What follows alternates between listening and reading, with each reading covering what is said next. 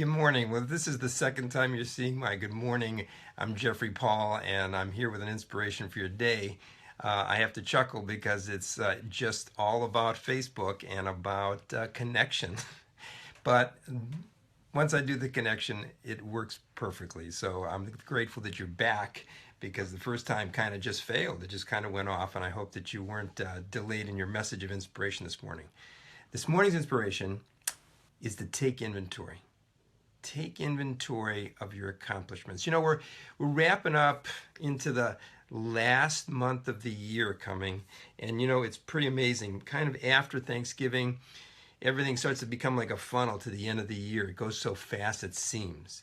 And I'm going to be sharing with you, especially in our longer versions of our Sunday morning 7:30 deeper teachings. We're going to go into more about the life plan, about getting ready for 2017, getting ready to really live your life forward, as Michael Hyatt talks about. But before you get there, one of the really important things before the season begins to even ramp up more than it already is to take inventory of your accomplishments this year. And I want to challenge you with that. You know, so often when we start to do goal setting or life plans, we begin to do an assessment of what we didn't accomplish. Isn't it a silly way to start after 12 months to assess what we didn't accomplish, what we didn't measure up to, what we didn't get to? And so our mindset gets into running into next year to try to accomplish more or be better. We get ourselves worked up maybe into a tizzy of depression or feeling down because we haven't accomplished, we think, enough. I challenge you today. I challenge you to take inventory of the things you have accomplished. Take inventory, write it down, and begin to really rejoice and be glad with yourself of what you've really accomplished. Take your calendar, take your life plan, whatever goal sheet you have, and instead of looking at what you didn't accomplish, I want you to start getting ready for 2017 in a brand new way. Write down or highlight or check off the things you have accomplished. I think you're going to be really surprised. You're going to be so surprised because so many times we don't count the good things. We always count the things undone or the things that we have failed at or the things that we've broken and not gotten able to fix. Well, I got to share something with you.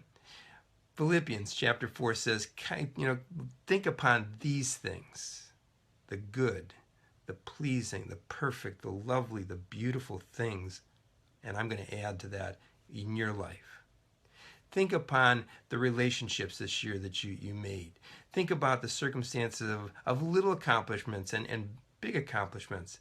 I think you're going to be like I was this morning when I was going through this for myself, and I never give you lessons that I'm not living or doing myself, but it's amazing. I took out my goal sheets and my life plan, and I began to get ready for 2000 because I go away for a retreat and I spend 3 days before the new year just going through the deeper understanding of where I'm going, what I'm doing, what I want to do, why I want to do it, so I can really live forward in my life instead of being drawn back into the past.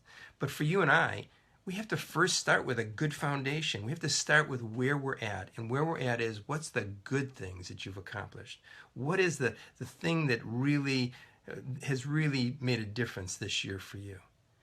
I think it may take for some of you a little more searching, a little more digging, because you've piled up the guilt and the condemnation of yourself. And you know, Romans 8:1 said there's no condemnation. You know, there's just no condemnation when you're really living in the Spirit. So I want you to take the challenge today. Count the things you've done and accomplished well this year in 2016. I want you to take that and really just write it down, or like I said, highlight it, and allow it to embody you. Allow it to give you steam. Let it give you energy to run the last month of the year with victory in your mind, with success in your mind, with confidence and courage. As Joshua and Caleb were told, be bold and strong and ready to go for it now. Because the new year is right around the corner, and there's a better yet year coming. Just a better yet year coming. It's going to be better than ever. This coming year has everything encapsulated to be the very best for you. If you count first the good you've accomplished, it gets you into the rhythm, it gets you into the momentum, it gets you into the mindset, it gets you into the direction of where you need to go next. So your challenge today is to count your accomplishments. Take inventory of your accomplishments. One way or another, even if you come up with only one, then meditate on the one and really, really celebrate it. Celebrate it and celebrate yourself today. So today's your day to celebrate your accomplishments for 2016, getting ready for the best year ever in 2017. And I hope to be there to coach you and to continue to inspire and motivate you and inspire the empowerment of your life that God has given you to be able to live life abundant. So until I see you tomorrow, I will look forward to every minute of your comments and your hearts and your thumbs up and your sharing of this. And tomorrow, please stay tuned because I've got some really exciting news. I'm going to give away a wonderful book, a book that will make you healthier and make you more wonderfully inspired within yourself nutritionally and health-wise. It's written by a good friend of mine, Dr. Bob Damare.